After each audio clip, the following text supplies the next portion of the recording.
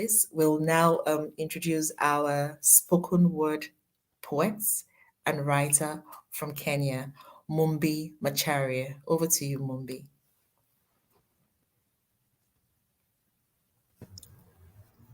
Hello, my name is Mumbi, and I am a poet and writer from Kenya. And the poem that I'm going to read is titled Dear World Leaders.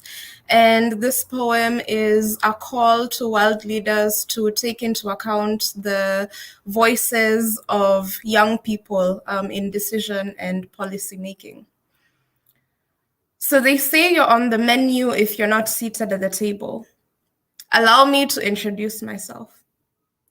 I am the girls in the pictures you commission of abject poverty. I know it sounds poetic, but I assure you, our lives are not an aesthetic.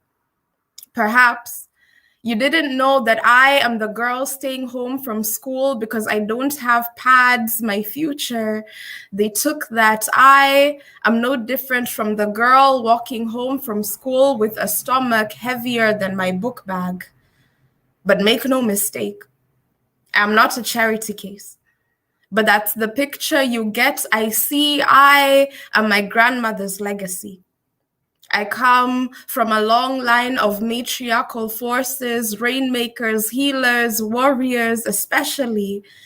My mother and grandmother now say they hope I forgive them for bringing me into a world where my very existence is a transgression, where demanding change is mundane and protesting to have my voice heard is just another Monday. So this is to you, our world leaders. You have the ones who have our trust are less than few. You made all these promises you said you'd pursue. Strange. So if you want to buy my vote, I don't want notes. I just want change. Love is a verb.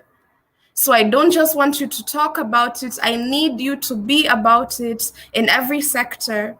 Health, economy, climate, community. This is your opportunity to put us first.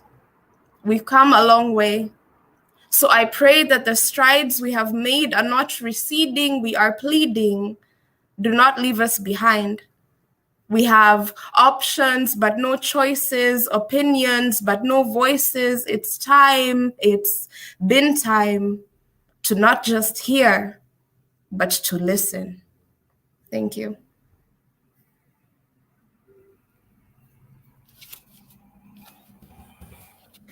Thank you very much for that, Mumbi. That was quite inspirational. And indeed, it tells the reality of being a woman and also being a woman in an environment that is affected by adverse environmental issues. And even as we think about plastics, one of the things to remember is that plastics have an important role to play in the lives and livelihoods of women. In very many countries around the world, especially in developing countries, you find women in the center of the use of single plastics, whether for food preservation, whether for keeping things around the house, or whether as a way of even building up things. Plastics play a very important role.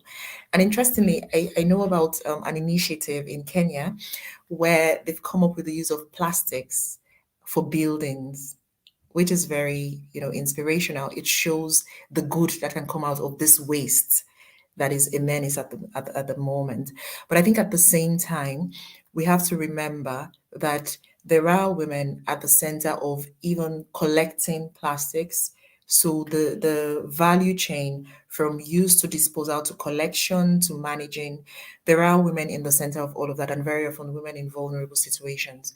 So it is important. The world leaders hear us, but all of us hear as well, because we all represent different constituencies that have a role to play in addressing this problem. So we all have a role to play in ensuring that we're able to support the women, but also other groups that depend on the plastics, but are also affected adversely by the plastic pollution problem in order to find a sustainable solution. So thanks a lot for that, Mombi.